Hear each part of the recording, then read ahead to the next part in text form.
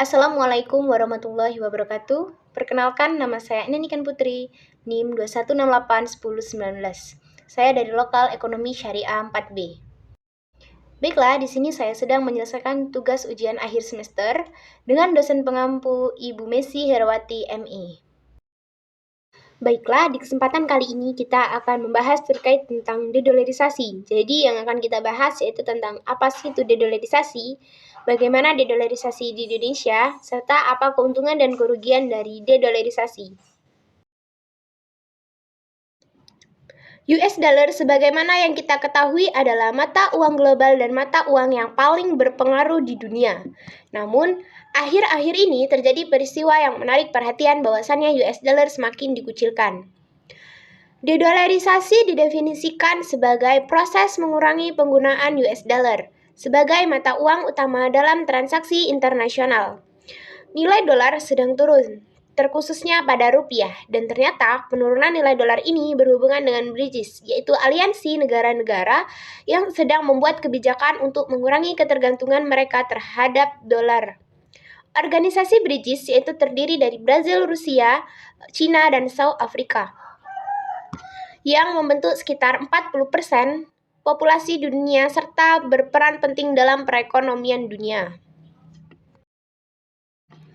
Adapun menurut Bank Indonesia, LCS adalah penyelesaian transaksi bilateral antara dua negara yang dilakukan dalam mata uang masing-masing, di mana settlement transaksinya dilakukan di dalam yuridis, yaitu wilayah negara masing-masing.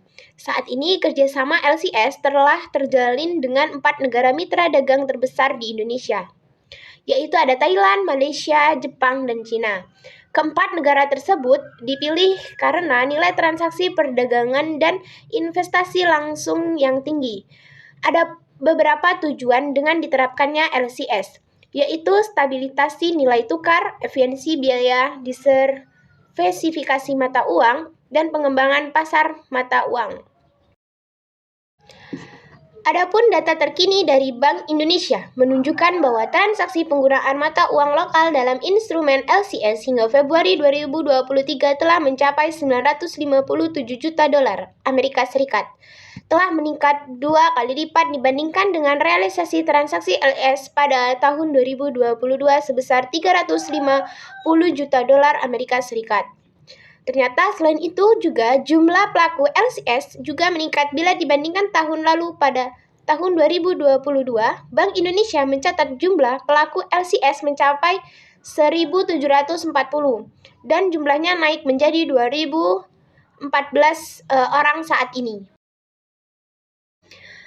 Baiklah, bagaimana sih dedolarisasi ini terhadap Indonesia? Ternyata dalam beberapa tahun terakhir, Indonesia telah mengalami fenomena dedolarisasi yang telah mengubah perekonomiannya secara signifikan.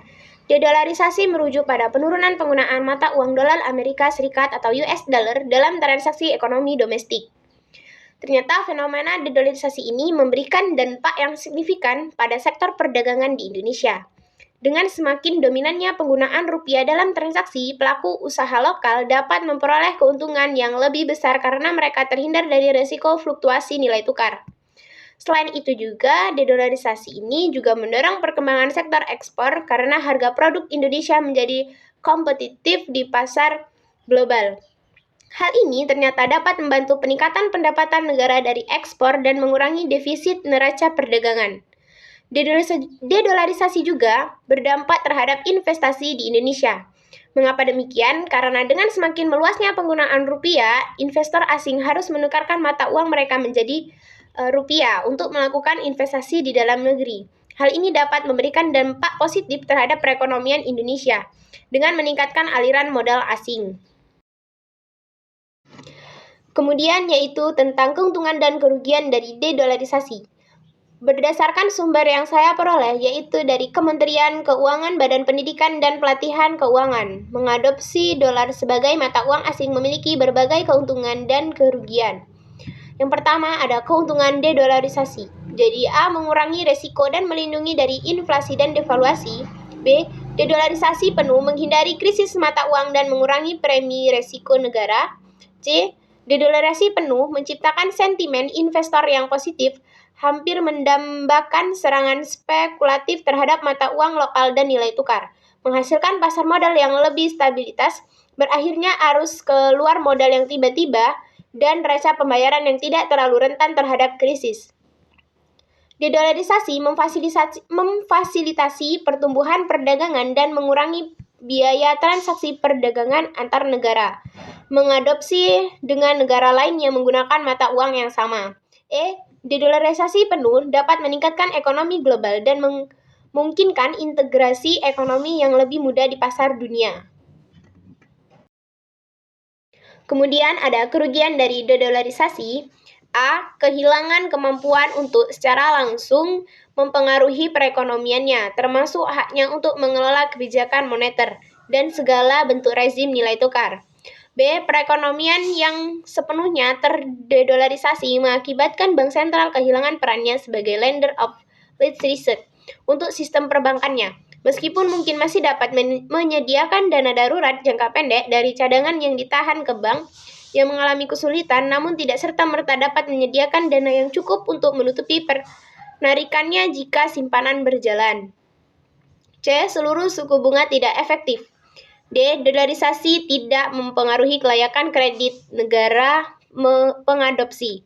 Otoritas moneter domestik kehilangan kemampuannya untuk menghasilkan pendapatan seigniory. Kerugian dedolarisasi penuh, yaitu sekuritas harus dibeli kembali dalam dolar. Jika negara tidak memiliki jumlah cadangan yang cukup, ia harus meminjam uang dengan menjalankan defisit neraca berjalan atau mencari cara untuk mengakumulasi surplus neraca berjalan. Yang ada penggunaan mata uang asing sebagai pengganti mata uang lokal dapat merusak rasa kebanggaan suatu bangsa.